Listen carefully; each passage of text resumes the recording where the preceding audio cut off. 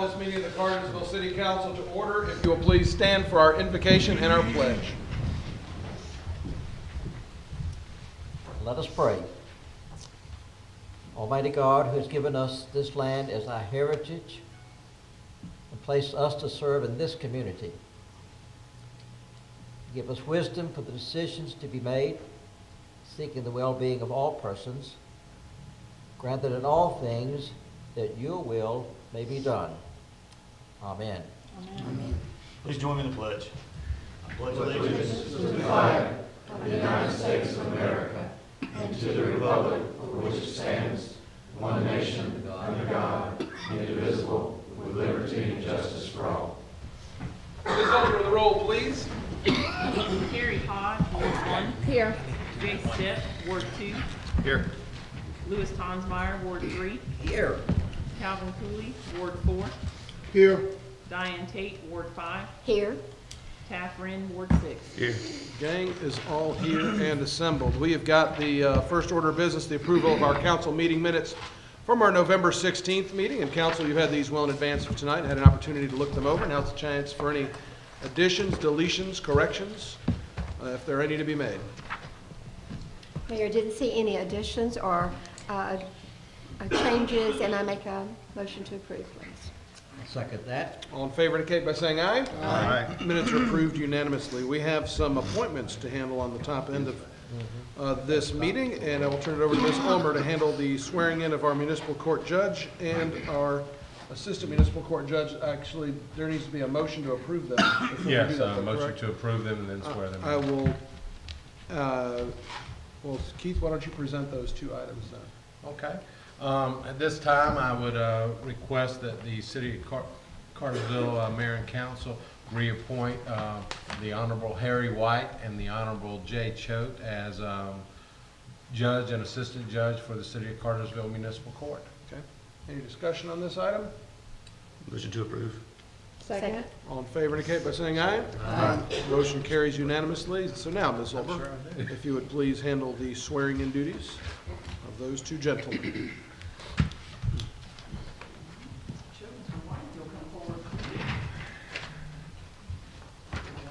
Do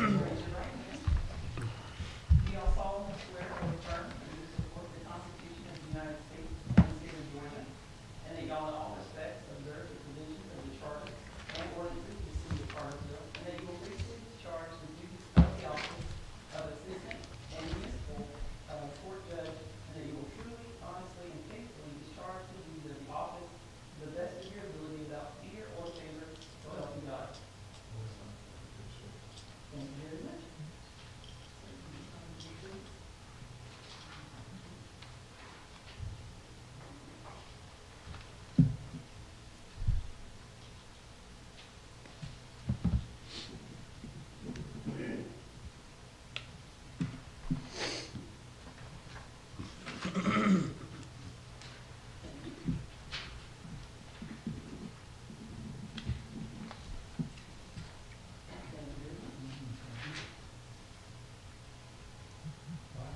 Thank you. Thanks. The next item is the approval or the recommendation of appointment for the Development Authority of Cartersville. I recommend the reappointment of Tommy Strickland, Walter Mahone, and Sonny Miller to the Development Authority of Cartersville for a term expiring January 6, 2022. Okay. Questions, comments, or motions? Motion to approve those. Second.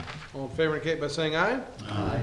Motion carries unanimously. We have a very special opportunity to recognize somebody who's made a lot of great contributions to our city, specifically in the area of historic preservation. And I will turn that over to Councilwoman Tate to handle those comments. Thank you. Thank you, Mayor. Appreciate it. This morning, we're going to honor Denise Archer, who has given a lot of time, expertise, and used her multiple training sessions to assist this city. I'd like to just read a couple of accomplishments. She has served for 15 years from the year 2002 to 2017. From 2002 to 2004, she assisted with establishing the design standards for the Downtown Business District and Old Town Historic Districts. She served as chairman from 2010 to 2014, only the third person to serve as chair. And she has reviewed 257 certificates of preservation applications that ended with a decision and helped to guide people. There are now, I think I'm correct in this, Denise, almost 700 units, downtown businesses and homes under local designation. So I think your legacy will be looking at many of the infill properties that so enhance the historic districts, and also a part of your legacy will be in guiding people to make decisions on their renovations. And thank you so much for all that you have given to this city. Would you mind coming forward now and accepting something from the mayor and me?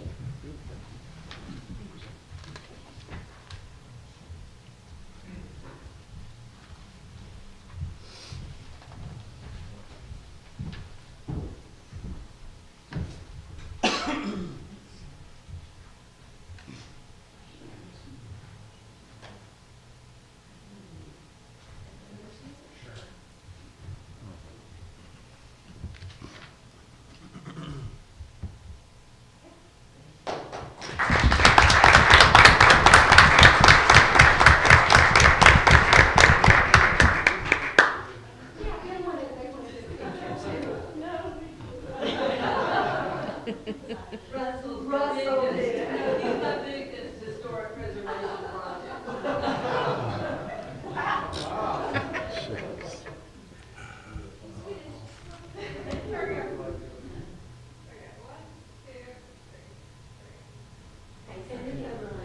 I just want to.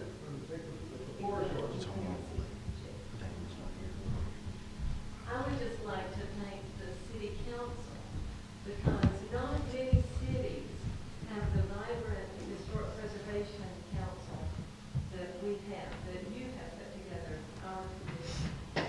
And because of your dedication and your vision, we have communities that are so vibrant, safe, growing in our historic districts. Additionally, you have fostered a love of the heritage, history, and it fosters a pride in our community that I have not seen in other areas. We have gone to the historic preservation training each year, and Cartersville is unparalleled. And I want to thank you for all that you've done. Thank you.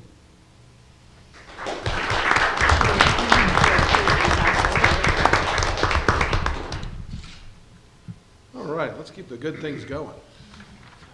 Well, I can't do that. Randy, you're up next. Yeah, follow that show. We're already talking about alcohol, so this is the New Year's Eve ordinance. It is the second reading, and with this ordinance is proposed to do.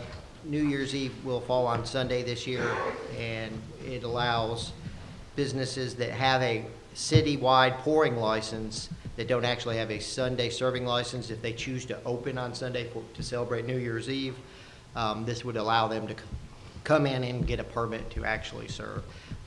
Looking through all the alcohol serving ordinances, licenses within the city, it only affects 8 licenses. And again, they have the opportunity to come in and get a Sunday serving license for that one day of the year if they so choose. Okay, any questions or discussion on this item? Mayor, I just want to be clear, they already have an alcohol license, and they're just getting an additional for Sunday. That is for New Year's correct. Eve. And it would only be an establishment that actually meets the state requirement for Sunday Sunday sales, service. that has 50% of food sales. A local establishment that would have less than 50% of food sales, which is allowed in the city at 45%. If they were in that 45 to 49% range, they would not be allowed to take advantage of this. Alcohol Control Board did recommend approval of this amendment. Any other questions or discussion? If not, a motion is in order.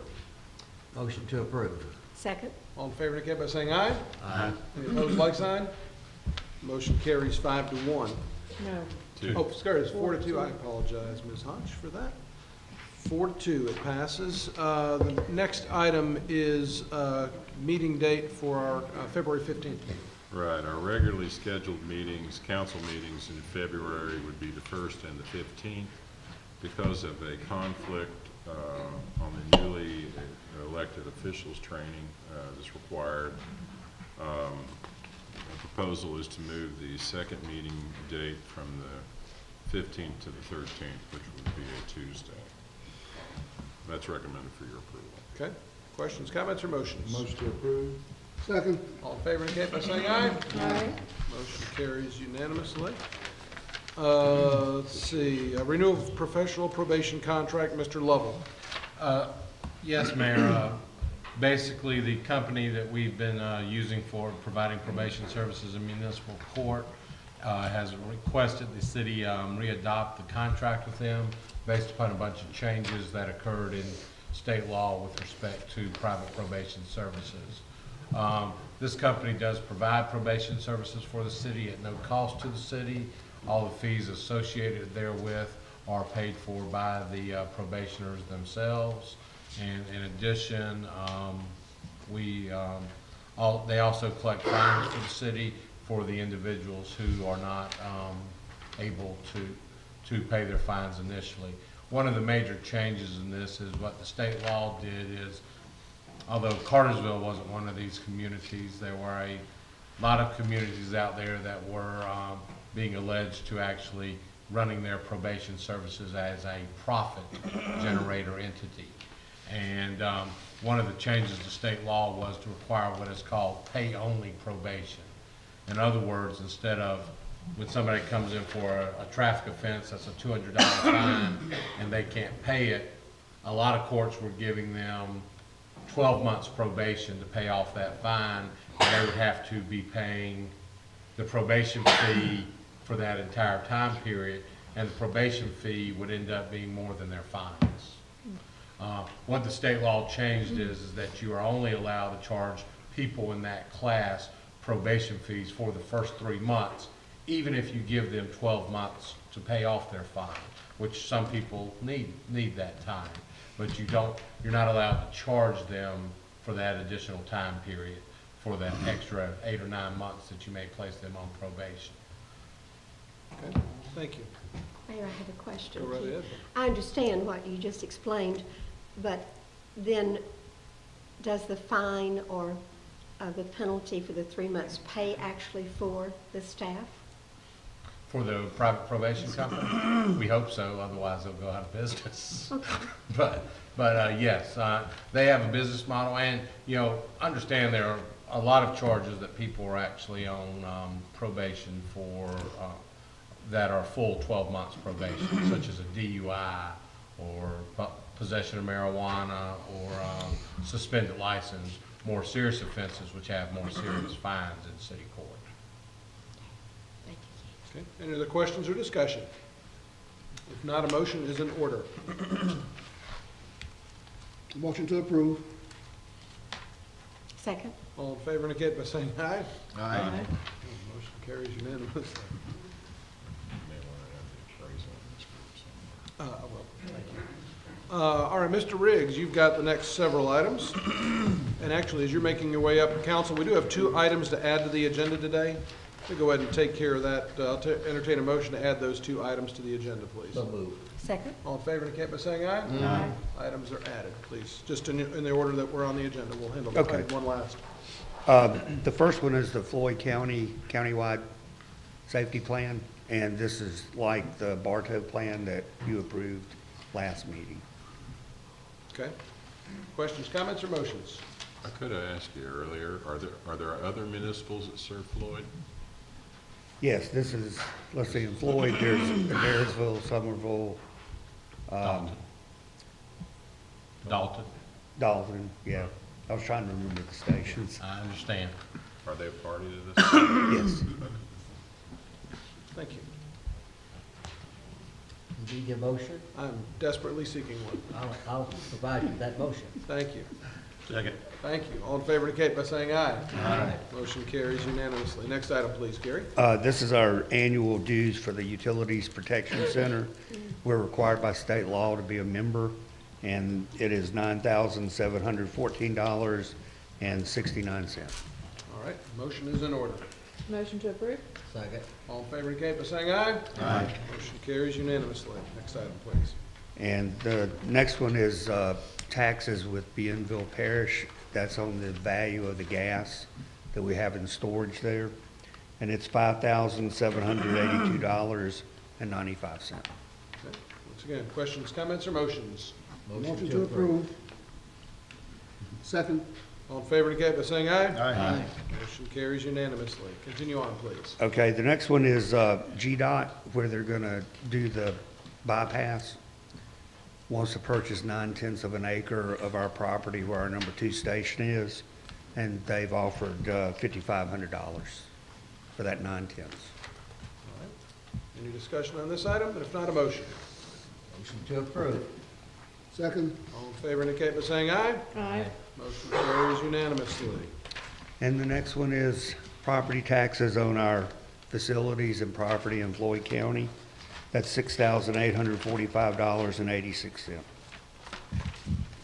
Questions, comments, or motions? Motion to approve? Second. All in favor indicate by saying aye. Aye. Motion carries unanimously. You have one item to add. Go right ahead. Yes, the last one is, we need to get an appraisal on some property we want to purchase. And everybody we've checked with, it's like 120 days, and this company will do it in 30 days or less, and it's $4,000. And we need council approval for you and the city clerk to sign the contract. Okay. Chair will entertain a motion. Motion to approve. Second. All in favor indicate by saying aye. Aye. Motion carries unanimously. Thank you, Gary. Mr. Jones, you're next. And you'll have two items, the one on the agenda and the one that we added during the Yes, sir. work session. Thank Good you. morning, everyone. The item on the agenda is related to our number 2 high-service pump building. This is one that we have been in discussion about for some period of time. It is the pump station at the water plant that has all the foundation issues. And we have an open contract with Wiedemann and Singleton Engineering currently to correct those foundation issues. And part of that correction is going to be to remove all the equipment out of this building so that the floor can be repaired inside. And in the course of doing that, a great deal of 36-inch diameter piping will be coming out of this building. We know that we have an issue with pump isolation valves. We have had for some time, as I mentioned in the work session. We can tighten those valves down and still pump 9 million gallons through a closed valve. So that's a good indication that something's wrong. In the course of doing this, what we would like to do is to install a purpose-built throttling valve so that when we put new valves, new isolation valves back, we don't begin destroying them again when we use them like we do now. All of that is needed is to do the engineering for the valve, and then we will incorporate the actual work into the building repair project. Wiedemann and Singleton is asking for an additional $19,210.40 to do that engineering work. I believe that to be reasonable, and I think this is a prudent adder to this project to get that building completely back in operational condition here as soon as we can, and would recommend it for your approval. Okay. Any discussion or questions about on this one? And if not, a motion's in order. Motion to approve. I'm taking Calvin's motion. Would you I'll like take to a second. Thank you. All in favor indicate by saying aye. Aye. Motion carries unanimously. And then the item that you needed added. Yes, as we discussed in the work session, actually a few days before Thanksgiving, we discovered we have an issue with 3 manholes downstream from Southern Yarn Dyers. Southern Yarn Dyers shuts down twice a year, one being the week of Thanksgiving and one being the week of Christmas. In order to effect a repair on this, we need to have no flow in these manholes, ideally for 48 hours. So we are in the process of scrambling to assemble both the material and the contractors to do this during their Christmas shutdown.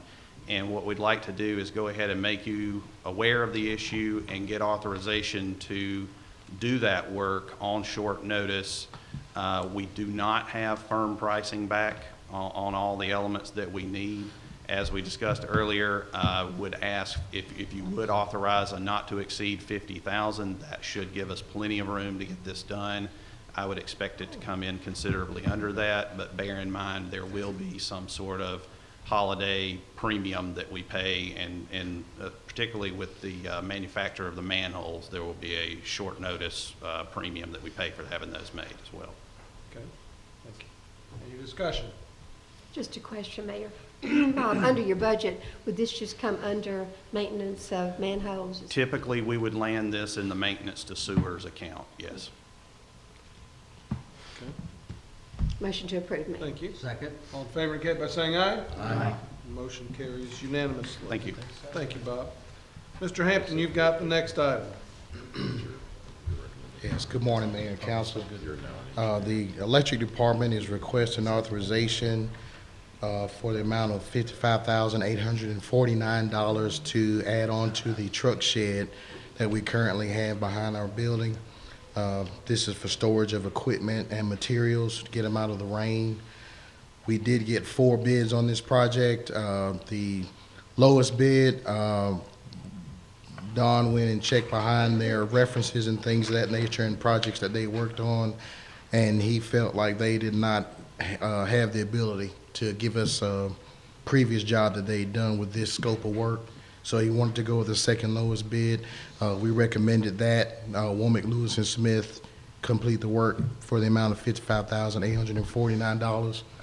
This was a budgeted project, and the amount that they bid is actually below the amount, so. Okay, thank you. Questions, Derek, on this? Okay, Chair will entertain a Motion to motion. approve the second lowest bid, which is Womack, Lewis and Smith. That's correct. Okay, Second. all in favor indicate by saying aye. Aye. Motion carries unanimously. Thank you, Derek. Mr. Reinhardt, you've got the next item, and then Mr. Sanders is already ready to go. Honorable Mayor and Council, we have received the annual Cogswell software maintenance invoice. This is for the utility billing software. It will basically be used for support services and ongoing product improvements. It's a 5% increase over last year's invoice. Typically, it's usually around 3%. I did call and talk to the Cogswell folks, and they assured me that they're passing the 5% along to all their clients. The invoice is for $72,249.53. I recommend your approval for the Cogswell invoice payment of $72,249.53. Okay, any questions or discussion? Chair will entertain a motion. Motion to approve. Second. Thank you. All in favor indicate by saying aye. Aye. You have to have a panel of judges like on a game show. I think you need little buzzers, We actually. do, a little buzz them in.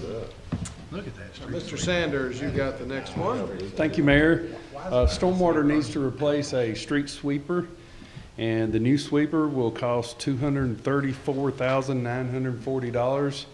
It is a Elgin Crosswind single-engine regenerative air sweeper, and it's on a state contract, and we recommend approval. Should have asked this in work session. Our current one is how old?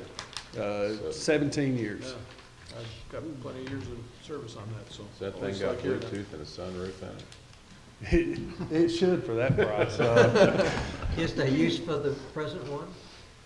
It's currently at the garage, out of service. Okay. In fact, both are, we have a 2000 and a 2007, and they're both not working right now, so it probably just needs to be surplused and put on gov deals. Thank you. Chair will entertain a motion. Motion to approve.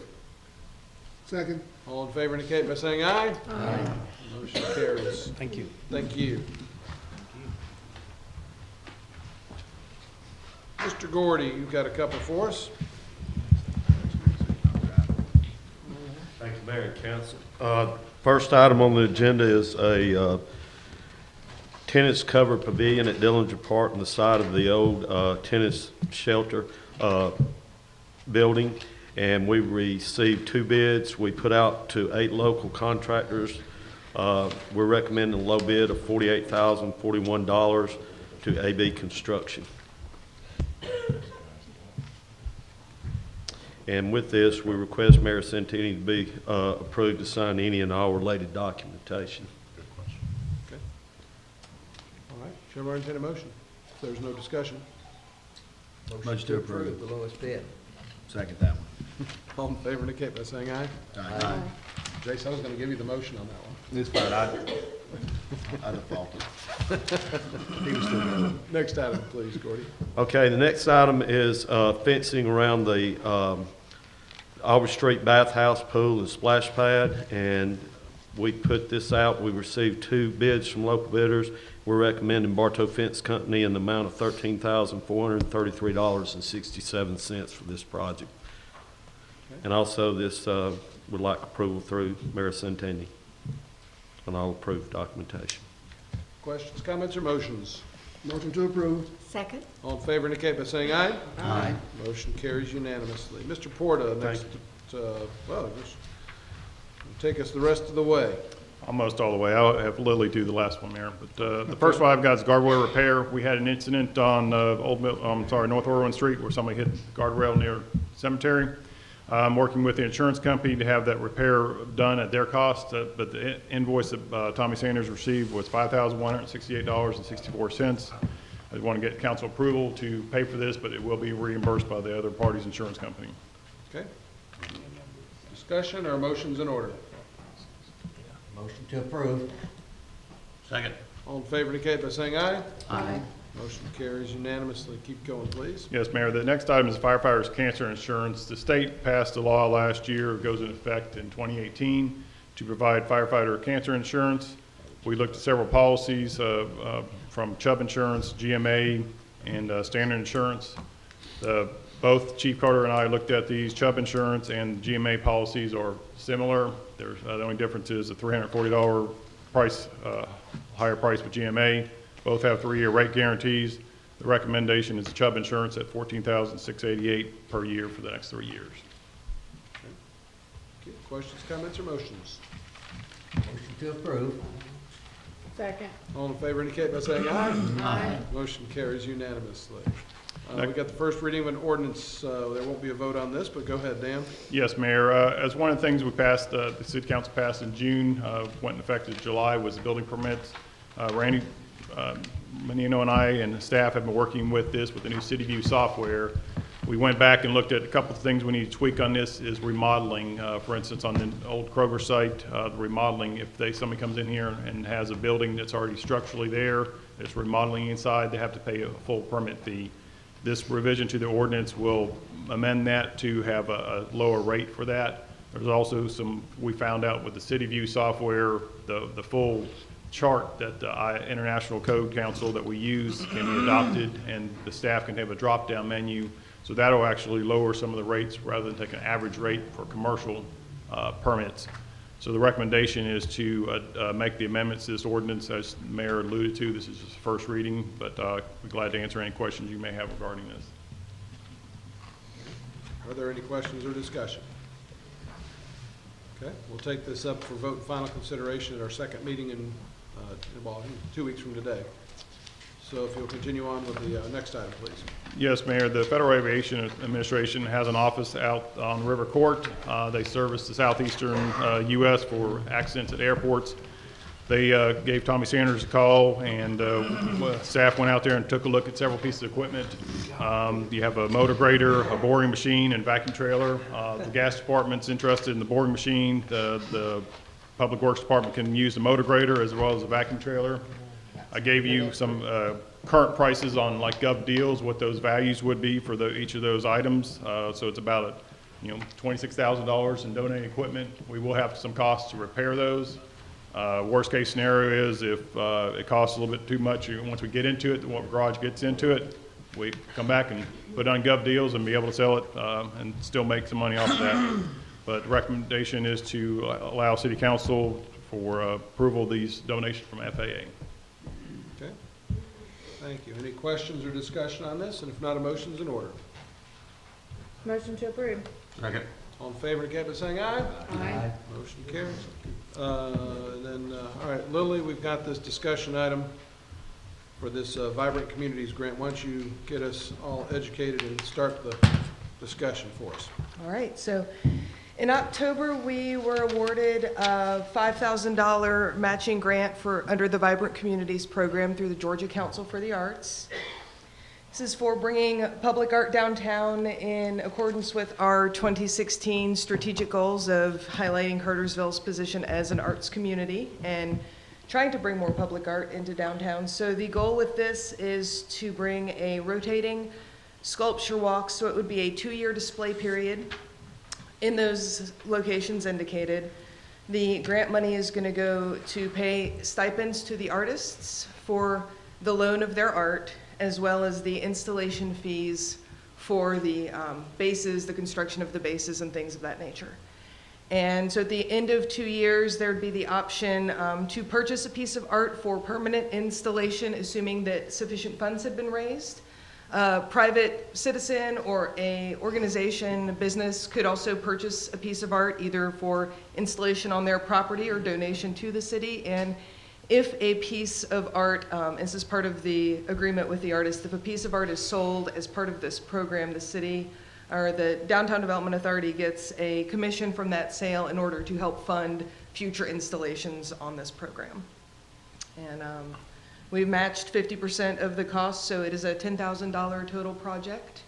The DDA came with $5,000, and we are going to be reimbursed $5,000 by the Georgia Council for the Arts upon completion of the project, which is anticipated for May of 2018. Okay. And who picks what goes there? So we have, it's not the DDA, we have a group of folks, including some displaying artists at the booth, as well as business owners and citizens from the downtown district. So it's a panel of local individuals who receive the proposals and are going to make a decision based on feedback we got from 2 public input sessions, as well as a survey that we distributed regarding the citizens' input about art downtown. And you did say on that panel is part of downtown business owners. 2 of them. Lily, I just had a question during the work session, and we weren't sure about it, but if anything happens to a piece of art, will there be some liability involved with the DDA or the city? We have it in our agreement that the city does not bear liability for the display of this art. That's part of what the artist it takes upon them as risk for having their art on display. We have not followed this through to conclusion, but we have had some meetings, or have some meetings set up with some of our local insurance agents, just to see if there is the option of putting some additional insurance on there, if that's something that we want to do. You mean as a DDA or as the artists themselves having that opportunity to insure it? I would really prefer the artist rather than us take any extra cost on that. So. Agreed. Thank you. So are we saying that there'll be 3 displays on each location? There would be 1 display at each location for a total of 3. Okay. Simultaneously? Yes. And the mayor's already requested that one be him. And I second that. I didn't say it quite that way. Thought we were just supposed to pour bronze What happens over in it. work session stays in work session. Are we approving this, or is this just say, hey, this This is? This is a discussion item. Feel-good We've thing. Or has this already been done? We already, I think it was about a year or so ago, we approved them applying for the grant with the stipulation that they would be responsible for coming up with the matching money. This is us bringing it to you so you don't say, hey, what's going on, what are we doing? What are those When we things see a being big installed? statue of Matt, then okay. Right. Exactly. The biggest challenge will be is all 3 locations will be fighting for it to be that one. Yes, it's probably true. What about your dogs? That's true. Yeah. The pigeons will love it, I'm sure. All right, so what else? When would we expect some of this to start occurring, or is? You can expect to see installation around April, and we're aiming to do the unveiling to coincide with our May art market. Will that require, I'm guessing there's gonna need to be some other departments, I'm guessing like Public Works or something to be put up, were you having to put in pads, or are there installation costs?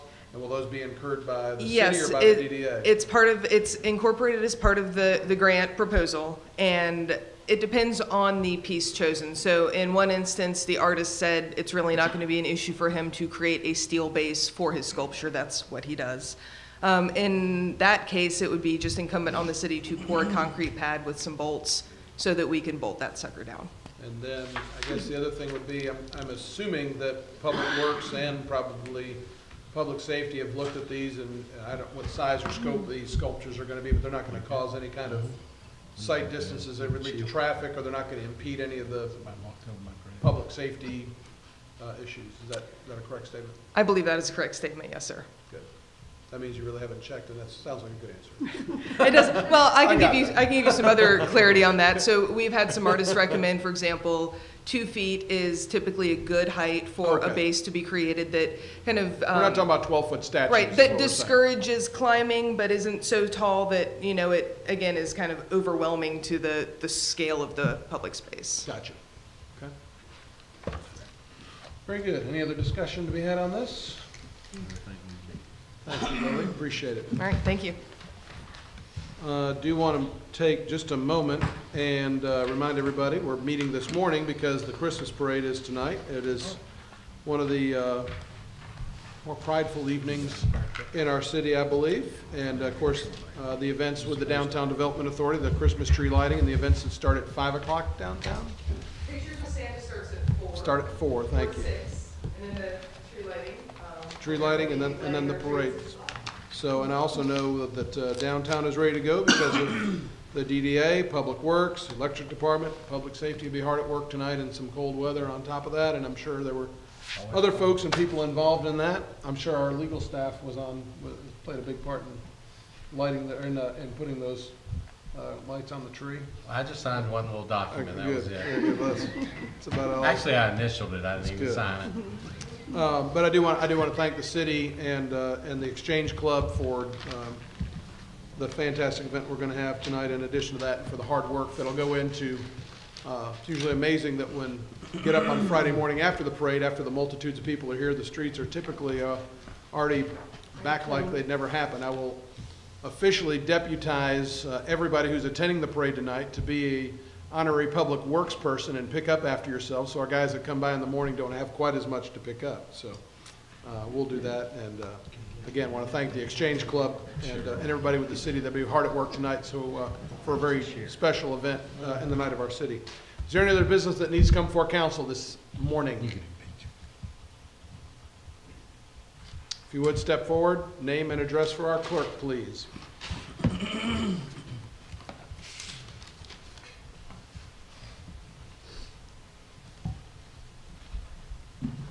My name is Clay Bennett. You know my home address? Please. 751 Callaway Drive. It's Rockmart. Got it, thank you. Any other information you need for us? Fire away. Good morning, everyone. My name's Clay Bennett, like I said. I'm the Condominium Association president of the condos at 1010 North Tennessee Street. That's the shopping center where Okinawa is located. I don't know if you remember me or not, but I was here, I think, early May, petitioning the council to get the city to take action against Los Arcos for not having a dumpster on site, which is a city ordinance.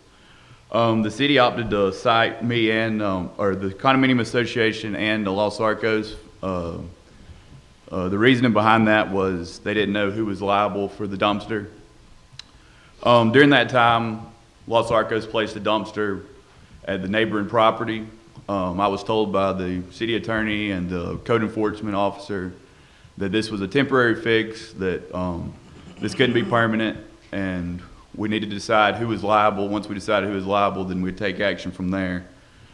The Condominium Association was forced to hire an attorney to defend this citation, and we incurred legal fees in excess of $2,000. The judge found that Los Arcos was liable for placing a dumpster on the property, but at that point we had reached, during our civil litigation, a settlement, and the Los Arcos was allowed to put the dumpster back on the shopping center property. Well, they've reached the settlement since then, and on November 6th we had to remove the dumpster. Now they placed the dumpster back on the neighboring property, which at the time I was told was not acceptable, and the Condominium Association was cited for. But Sorry, what date was that second citation you say? Second citation. Well, you said November 6th. November 6th, nobody was cited. November 6th, the dumpster was removed from the the shopping center property. The Los Arcos people took it?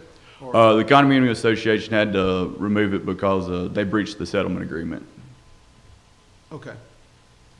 So Okay, thank you. I reported that to the code enforcement officer, and no action was taken, and I followed up with it. And Los Arcos eventually put the dumpster back where it was originally, on the neighboring property. And when I asked them, inquired about why are they not being cited for that, the city's claiming that that's not an issue anymore, but I was cited when they had it there originally. And also I want to point out that by it being there, they're in violation of another ordinance that requires dumpsters being enclosed by a stone fence. And that's been going on since about when? It was originally moved November 6th. It was probably 2 weeks after that, November 20th, somewhere in there. Okay. Mr. Lovell? What light can you shed on this? Mayor, basically, what he says is basically correct. Some of the circumstances are a little different. What the city cited them there for was for not having a dumpster and for littering at the location behind Los Arcos. They cited Los Arcos. We cited Los Arcos, and then after I investigated the situation, I determined there was a condo association, and the condo association's bylaws had a provision in there that did not really adequately address, in my mind, who was responsible for providing a dumpster for that particular condo association, whether that was the duty of the condo association or whether that was the duty of Los Arcos. So while that was going to be resolved by the court, city staff did allow Los Arcos to temporarily place a dumpster on the property adjoining it until that final determination was made. While that process was going on, as Mr. Bennett said, he was able to work out a settlement agreement with Los Arcos and then allowed Los Arcos to put the dumpster back on the condo association. After that event occurred, the judge finally entered his ruling, and his ruling was that it was not the condo association's responsibility to provide a dumpster for Los Arcos. It was Los Arcos' responsibility to provide a dumpster. But since at that time a dumpster was being provided for them through the condo association, the city, took no further action because that's what the court ordered. So the citations that were originally, nobody paid a fee or a fine? Actually, I think Los Arcos ended up paying $2,000 to $3,000 over time on various citations that were issued against them at that location on this process. This process took about a year and involved multiple citations against them. And it also involves civil court matters that the city That is simply not we're involved in. not involved in, Okay. yes. And then apparently, I don't know the dates, but I'll take Mr. Bennett's word for it. Apparently he and Los Arcos had another falling out, and Los Arcos was no longer able to use the dumpster there. And so so the city was made aware of it. The city went to Los Arcos and said, what do you want to do as a solution to this? And they said, we will be providing a dumpster on some adjoining property. And so the Public Works Director reviewed that and approved that for them to do. Now that is a similar situation as a lot of merchants in the downtown area have. A lot of these buildings in downtown, they don't have a location to put a dumpster. But if you'll notice where Jefferson's and all of that is, there's a dumpster not on any of their property, it's actually on the city's property, which is placed back there for all of them to use. So it's not uncommon if a location does not have a physical place to put a dumpster for the city to allow them to put a dumpster on some adjoining property. So the Public Works Director did approve that location, and that has been done. Mr. Bennett notified me through some emails that he didn't feel it was properly screened as he stated there. I've forwarded that to the code enforcement staff, and it is my understanding that they are currently working with the property owner there and Los Arcos and notifying them that the screen does need to be put up as required by the ordinance, because they're in a PS zoning category, and PS requires, if your dumpster is in between the building and the road, for some screening to put up. I think he mentioned stone screening. I don't think it's stone. I think it may be wood, but it's whatever the ordinance says. I'll be honest with you. I haven't looked at the ordinance to know that. My question is, if it was okay to have it over there, then why was I cited originally? You were cited, you weren't cited because the dumpster was over there. You were cited because the city was asked at your request, matter of fact, to investigate the situation, and we investigated it to determine where Los Arcos had to have a dumpster. And at this time, when the city did this, the dumpster was not located on the adjoining property. When was it put there? The dumpster was not located on the adjoining property when the city originally looked at it. When I reviewed it, I was like, I cannot make a legal determination on the city's behalf whose responsibility it is to have a dumpster at that location, whether it is Los Arcos's or whether it is the condo association's responsibility. Therefore, as I sat down and informed both of them, if they were unable to work this out themselves, I had no choice but to recommend that staff cite both of them and let the judge make that call of whose responsibility it was to have the dumpster at that particular location. And Mr. Bennett informed me, go ahead and cite everybody so we can get that over and get that process done, and that's what we did in city court. Did you tell me, or did Ms. Fritz tell me that the location it's at was just a temporary fix and couldn't be permanent? I did not tell you that, to my knowledge. I do recall Ms. Fritz telling you that that was a temporary solution, but be advised, that was a temporary solution because of the ongoing citations and matters that were going on related to where that dumpster was going to be ultimately located. So it's basically pending the civil court ruling, which once again, the city wasn't involved with. Well, it didn't really have much to do with the civil court ruling. It had to do with the city court ruling at the time. Gotcha. Until the city judge made a decision whether it was the condos association's responsibility to have a dumpster there, or whether it was Los Arcos's responsibility to provide the dumpster. We were going to allow them to have a temporary dumpster on an adjoining property until that decision was made. Well, if this was an adequate fix, then why did it continue with the citation if the problem was solved? Because it was just a temporary approval pending the final solution by the court. So when the court ruled that I wasn't responsible, then it's okay? Well, I don't know what you mean by okay. When the court determined that it was not your responsibility to have a dumpster and it was Los Arcos's responsibility, then Los Arcos's had to provide a dumpster. They originally had something worked out with you to allow you to do it on your property, and I assume collect fees or whatever you were doing related to that. Then it's my understanding that did not work out, so Los Arcos then came to the city and said, where else can we put a dumpster because we can no longer put it here?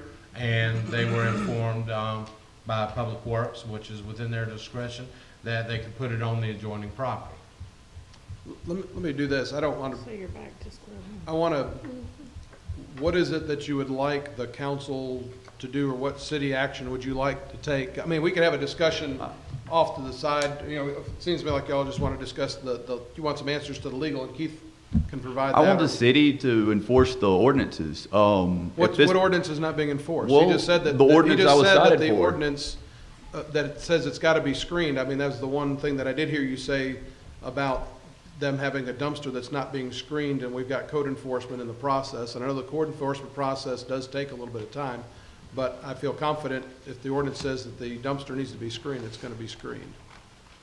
Well, I was cited for something that was obviously not an issue, and I had to spend over $2,000 to defend it. I mean, if this is why wasn't it? You know, if this was okay then why was there any issue made? Why didn't it just say, hey, we've got a solution, we'll drop the citations, let's move forward? But it was not okay then. I was told by the code enforcement, they told the judge the same thing, that this is not okay, this is temporary.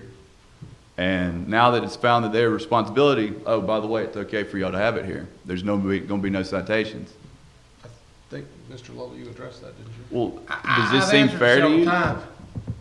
The whole thing is that when this litigation originally started, Los Arcos did not have permission to place anything on that site there. And to place things on the site, there's certain things that would have to be code, permissions that would have had to be granted. During the process of that litigation, Los Arcos got the right to place something on that adjoining property. And so city staff told them that doesn't still do away with the underlying case. And we asked both parties at the time if they wanted us to do away with the underlying case, and the answer to that was no. So we continue to proceed with that case.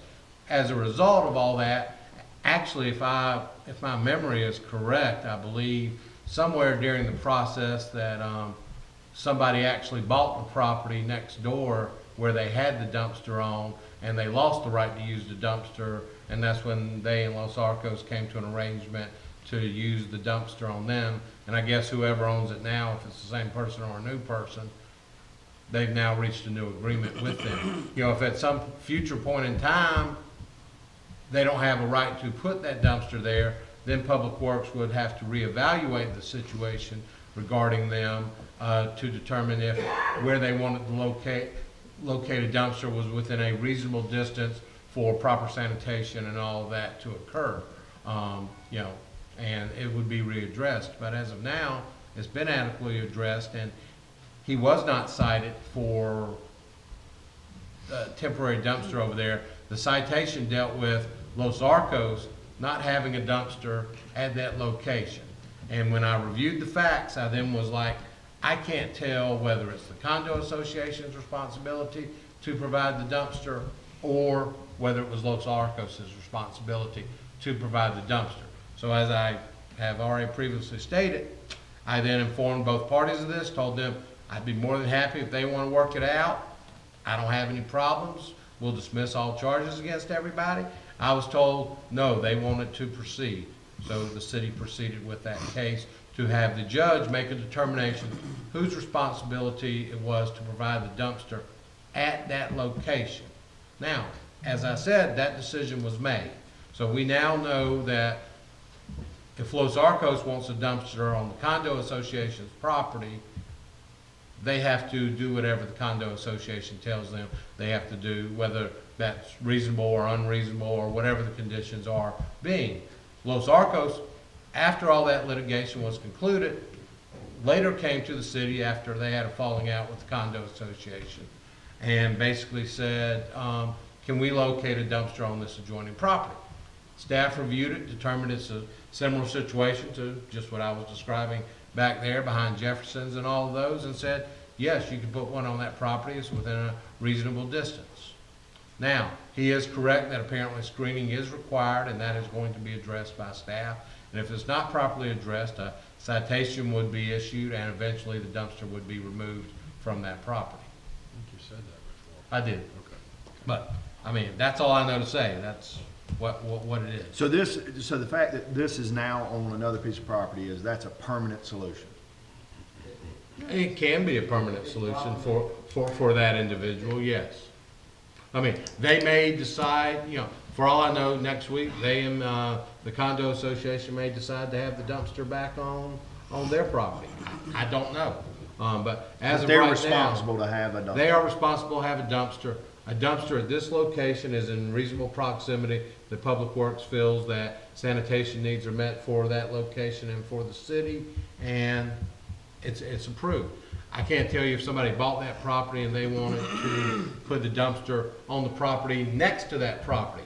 That may not be close enough. Public Works may think that's an issue and they might not approve it. But as of right now, yes, it's fine. Does the ordinance provide for a time frame for them to have that screened? No, it's just required. So the second they put a dumpster back there and it's not screened, they're technically in violation. They are, but as y'all know, the city right. doesn't go out and cite people immediately for violations. we try to work with them to get that resolved. And in this case, they're going to, city staff is out there working with them to get that resolved. And I would hopefully imagine it'll probably be resolved before y'all meet again. Well, and on the other side, I don't think our code enforcement folks go around trying to play gotcha with everybody. I think they go around and respond to when somebody complains. Correct. We're not trying to Barney Fife it, we're trying to Andy Griffith it a little bit. That is true. We are more of a reactive code enforcement agency. So how long do they have? What, to screen? Because, I mean, this is the repeat offenders. They're putting it somewhere. Where they're. Excuse me. We will make that determination after speaking with them. On how long they have. That is correct. I just asked if there was anything in the ordinance. I mean, if it was immediate I was 60 days, asking- I guess, So what is I this guess, Public Works or is the this question is, development? the question has been asked, It's now both. that we know that they've got an unscreened dumpster, Both. we're working with them to get it screened as soon as possible, and if they don't, Yeah. then again, we Public can Works remove it. makes the decision on the location of the Because they didn't have a dumpster for a year and a half. And I understand that y'all have had, I know that there's a pretty tremendous conflict between the restaurant and your condo association, and the city simply, I mean, we're tasked to enforce the ordinances, and. That's all I'm asking. All right, I don't want and y'all now in that there's litigation. Now that there's a dumpster back there, I mean, I remember with you, we've had discussions, I think we traded emails earlier in the year when, you know, we're made aware of things, then we start, we go through the process of trying to rectify them and make sure they're handled in the right way. There is an ordinance, we're made aware that there's a dumpster out there that's not screened, and so now we're in the process of making sure that it gets screened, and as Mr. Lovell said, if it's not screened in a time that code enforcement or Public Works deems it to be, you know, a fitting time, if they're dragging their feet on it, we have the right to pull the dumpster, and they're gonna have an awful hard time operating without that. Point of clarity though, in a conversation that I had with Mr. Sanders, Tommy, can you address that? In that area, do they actually have to have it screened? Because I know that there's multiple ordinances out there in different overlay districts that have different. Let me address that for Tommy. When Tommy was talking to you, he was talking with regards to the Public Works ordinances that deal with screening. And under Public Works ordinances, no, it is not required to be screened. The screening comes under the actual zoning ordinance, which is enforced by Randy's office and department. And that is where we are going and make that. When Tommy, you know, approved that, he was just doing it from Public Works point of view and, you know, did not address the zoning issue out there, which Randy's office is now addressing. Has code enforcement actually been out there and instructed them that they needed to put a fence of some type of? I know code enforcement is going out there, whether that has occurred today or whether it occurred yesterday or whenever, that I don't know. When was the complaint made? November 6th. With respect to the dumpster, I don't know. It was November 6th. I mean, I have an email. You know, I'm not going, I can't dispute the time he gives there. You know, Miss Randy's office can get that information. They'll have the email regarding that. But, yeah, I don't know exactly when that was made. So before I leave, do we have a time frame? Because it took a year and a half to get a citation for them to get a dumpster. We have no time frame at this time. Code enforcement will make that determination after visiting the site. Okay.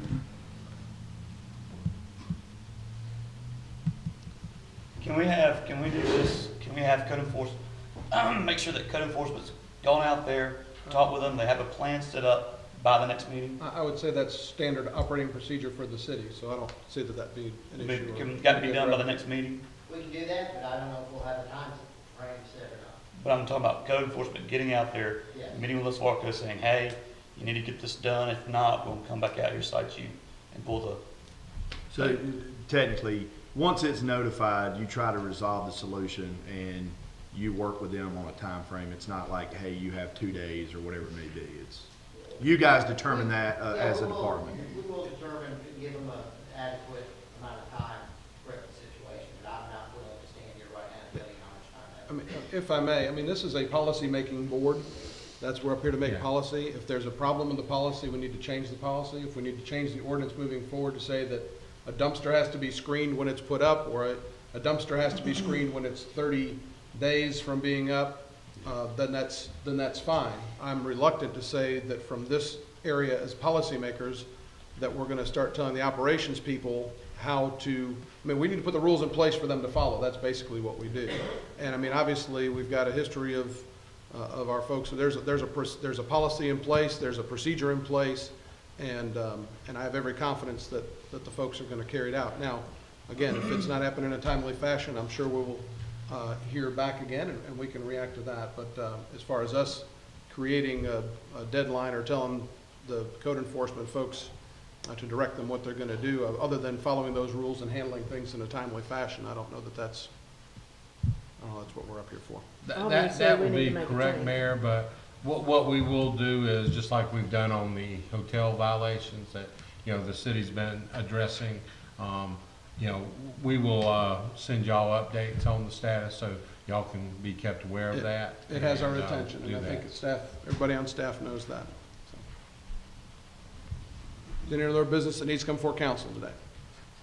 If not, Chair will entertain a motion to adjourn. So moved. Adjourned. Boom.